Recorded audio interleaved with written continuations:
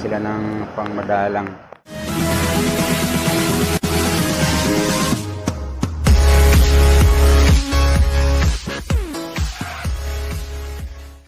So yun, sa magandang umaga muli sa inyo mga tropa. Welcome back ulit sa ating munting channel. So yun mga tropa, ito na. Ito na, tinatawag natin Sigwada. Nagsisimula na dahil meron na tayong signal na may bagyo na tayo. Kaya ito na yung ating karagatan ngayon. Nagsusungit na.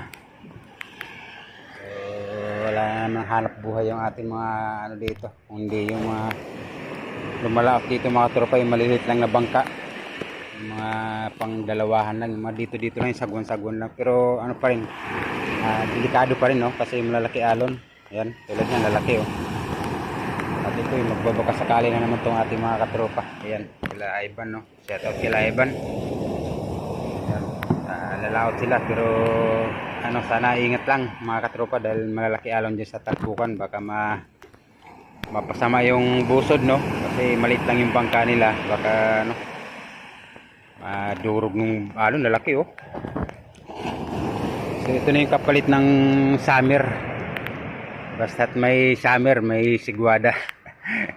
Ayan, tinan nyo naman yung ating mga bangka rito, mga nakasadlak na dahil ilang buwan na namang matitingga sa laot ng mga to.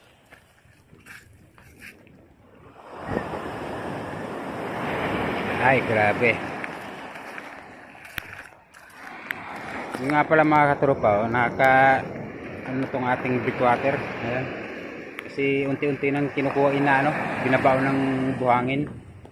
Halos kapiraso lang yung lutang, oh. Samantala nung mga nakaraan, napansin nyo, napakataas ng breakwater na yan. Napakadami kasi yan. So 30 piraso yan sa bawat isang umpok, no? 30 o 15, parang ganun, 15 yata, 15 ganyan bawat isang tugpok. Pero tingnan nyo naman kung ilan na lang yung natira. Halos kapiraso na lang ito, oh. Halos na lang, 6 na piraso na lang nakikita natin na nakalutang. Hindi na tinatambakan. Ganun talaga mga katropa pagkahabagat. Pagka yung habagat, nagtatambak yan ng buhangin. Kaya nakikita yung island doon,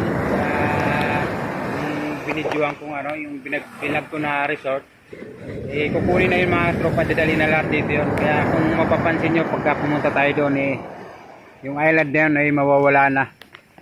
Hayaan nyo, pagka tuloy-tuloy itong habagat, papasyalan natin yung island doon para malaman nyo na wala na talaga yung island nya, no?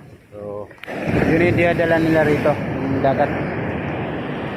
Ayan, nagtatambak siya. Pagka amihan naman, kukunin niya naman to. Ito, napakapatag na, oh. Dati ang lalim yan. Saka kung mapapansin nyo yung breakwater, talagang nakalubog na. Kasi tinatambakan na.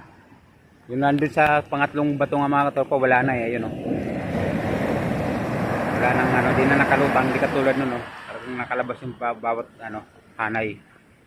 3. Pero ito, halos bagya na lang yung kalutang sa isa. Pangatlo, halos wala na. Ayan, o. Perang good na. Talaga itong mga ito. Sino yan? Oo nga, pero ang lalaki ng alon, no? Talaga naman itong mga ito. Lalakas ang loob, oh. Alam mo, oh. Shoutout kay Trupang Nasing. Talagang walang takot dito sa tingnan nyo naman, ang lalaki ng alon, bubusod itong dalawang to. Tara, hintayin nga natin bumusod bago tayo maggala. Ha? Ay, ano ba yung nakakarga dyan? Magpapalit pala sila ng lambat mga katropa. Kasi yung nakakarga pala dyan pang madalang, pang malalaking isda. Magpapalit sila ng pang asubi. Pang asubi naman to, didagdagan? Magdadagdag pala sila ng lambat. Talaga naman, basta hanap buhay talaga mga katropa, gagawin na ang lahat.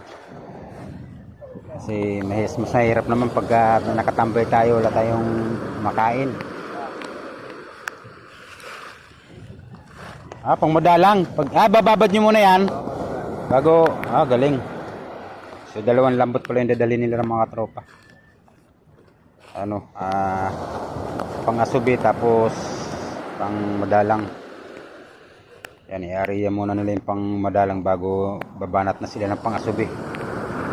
Kasi may mga katropa naman tayo dyan na nag-asubi, oh. Kaso may mga makina yun. Sa kanila sagwan lang.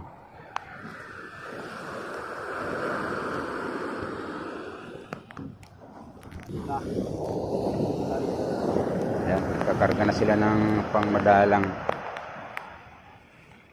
Pang malalaking isda yan. Tsaka limasag na mahuli yan. Katampal na malalaki. Mga gaspang.